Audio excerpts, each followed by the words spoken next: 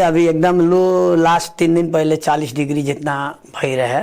लू के बारे में जहाँ तक डिफिनीशन कहल जाला, ओकर डिफिनीशन ये है कि टेम्परेचर जौन बॉडी के बा मोर देन 1 से 5 डिग्री से ज़्यादा होके ओकर सिम्टम होई और ओकरा बाद आदमी मूर्छित हो जाला। ओकरा के साधारण भाषा में हमनी के लू मारल या हीट स्ट्रोक कहल जाला। ये एकर कारण बा कि टेम्परेचर बॉडी के बहुत ज़्यादा हाई एकदम, जहाँ ना कारण से आदमी के मानसिक संतुलन या ओवर स्वेटिंग भइला के कारण, माने ज़्यादा पसीना निकलला के कारण बॉडी में फ्लूइड के कमी हो जाला से ड्राई स्किन होला। ओकरा बाद बॉडी के टेम्परेचर अपने के हॉट होई, रेड हो जाई। एकर मुख्य मतलब कि मुख्य सिम्टम है जवना के कारण ये हीट स्ट्रोक होला। लू बचे खातिर सबसे पहले तो अपने के हमारे एगो नेपाल सरकार से भी एगो अनुरोध बा कि एकरा से बचे खातिर सबसे पहला प्रथम काम प्लांटिंग होके के पड़ल, ग्रीन प्लांटिंग, गाछ बिरुआ हमनी के रोपे के पड़ल और एकरा पर विशेष ध्यान दे के रोपे के पड़ल और सुरक्षा भी करे के पड़ल। दूसर बात है कि यदि बहुत ज़्यादा घाम बा, बाहर कोनो भी खास करके बच्चा और खास करके बूढ़ा आदमी जब भी निकले तो छाता लेके निकले के पड़ल या कपड़ा अपन पूरा तरीका से पहन के निकले पड़ल। और खास करके एगो पानी के बोतल यदि रहे साथ में झोला में तो बहुत बेहतरीन रही कि ओकरा तिरखा लागी तो पानी पी तो थोड़ा सा कम होई। एकर प्रिकॉशन ये बा कि आदमी के बचे खातिर छाता प्रयोग करे के पड़ल और पानी विशेष पिए के पड़ल। जैसे आदमी के मान ली कि लू लाग गईल बा, ओकरा बाजार में घूमते में लू लाग गईल, ओकरा के सबसे पहले जाए के चाहिए ओकरा के छाए में या घर में, वहाँ से रोड से हटा के जहाँ छाए हो वहाँ ले जाए के पड़ल। ओकरा बाद ओकरा के सुताए के पड़ल। ओकरा बाद पंखा बा तो पंखा, ना तो गांव में बेना होला, बेना या कोई कूट से भी ओकरा के पहले हवा देवे के पड़ल।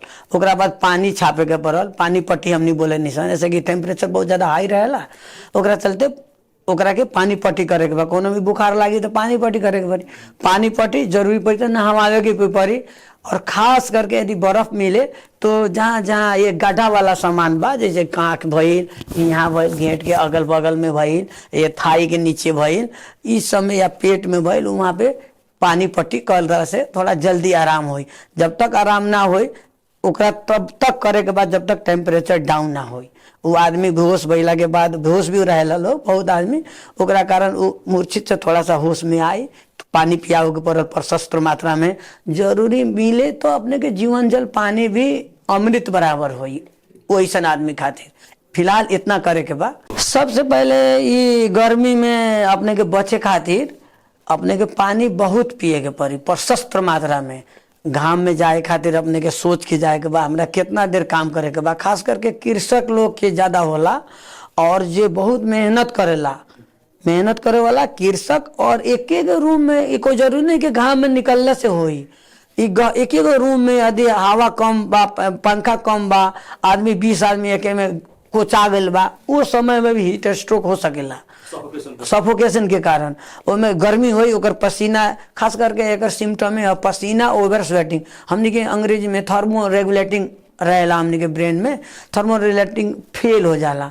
ओकरा करते वो स्वेटिंग करते करते थक जाए तो वो अपन बॉडी के पसीना ना निकाल सके, उसे ड्राई स्किन हो जाए, लाल हो जाए। इससे अपने के बचे खातिर पानी के प्रयोग करे के पड़ल। पानी पी और जाए के पहले प्लानिंग करके जाए 10 मिनट आधा घंटा तक अपने घाम में काम करके, जरूरी पड़े तो छाया में आके थोड़ा देर रेस्ट कर ले तो उससे ओकरा बहुत बेनिफिट रही और काम कंटिन्यू भी कर सकेला।